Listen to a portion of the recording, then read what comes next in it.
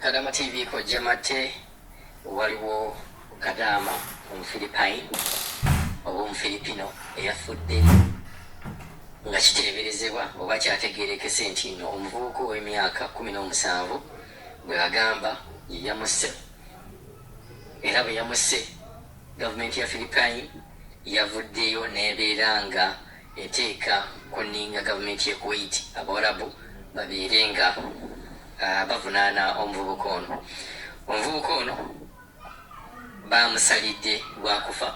tetumanya baba bamuse oba tebannakumutta naye emboozi eno tugibaleetera okubeera nga tubalaga nti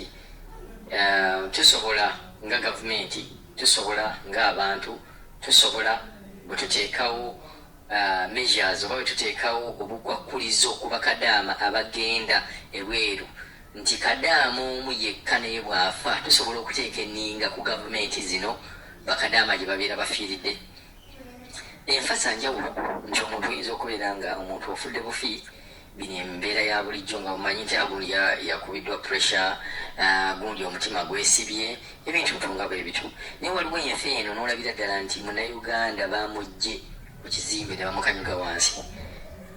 nolaba nga tewaliwo okunoonyerezebwa kwonna kugenze mu maaso nga tewaliwo wadde kunoonyereza kwonna kugenze mu maaso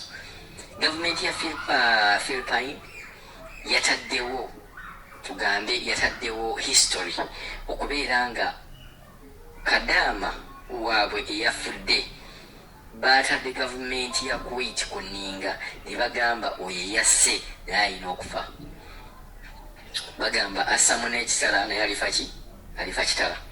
kati okugjawo pressure eyabaddewo gavumenti ya Kuwait yasaze nti noono omuvubuka eyasse Kadama oyo naye bagenda kubeera nga bamutta buno obubaka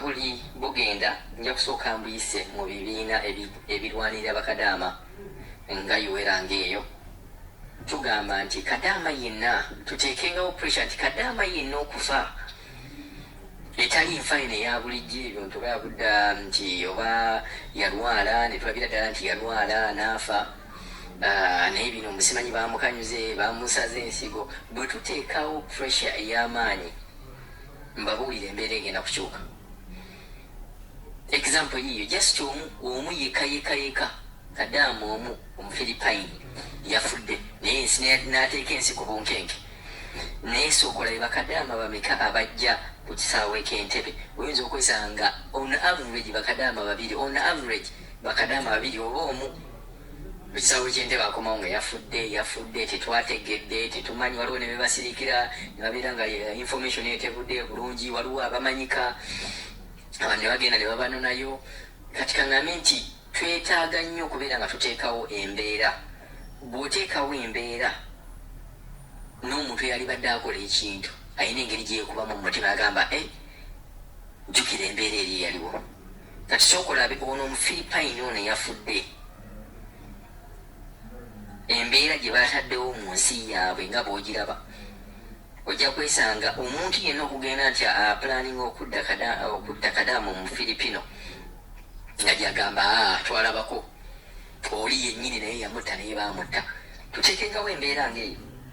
ate ng'embeera eyo naffe tusobola ogiteekawo ku bakadaama abali Saudi Arabia. Njagala kubuuza Uganda tuzagaaki tetuli bannansi bammwe temutwagala tetuwa musolo we don't need justice Kadama afiiridde mu ddungu wano nga obuwuka naye siramangayo gavumenti ya Uganda ng'esituzi ng'ogyeko obukenuzi obulyake temufa ku bannansi bammwe nga tufiire naye eno gavumenti endala omuntu afiirayo olumwana afidde Kuwait munkwate bulungi si oli owe Saudi gwe nsooso bannyonnyola ono wa Kuwait bamusanze nga ali mu fridge gavumenti yasituse n'ebuuza omuntu waffe yafa ate we need justice bonna abanene abali mu ggwanga ne bajja zize ennyonyi zibatandise okujja yafudde ate nefe abaffe bazzayo emirambo mu nnaku ku airport tolaba nga omuntu yonna mu gavumenti nga ajja mu ggwanga lyonna gye babatidde bano abantu ffe tuli bantu lwose tebituluma lwaki ensente nazo zifa ku bannansi baazo nga mutunyunyutamu omusalo kyekisinga okuluma nammwe emisango mugenda giddawo eri Katonda mbwammwe oyinza okuba omwana omulenzi yasse tonnaba mulaba wuuyo nga bamutwala poliisi ng'emutwala egende muteeko mukomera katono embale emuti banaye ndi musanyufu ku mutima si lwakuba njagala bato omuntu naye njagala omuwalabu yenna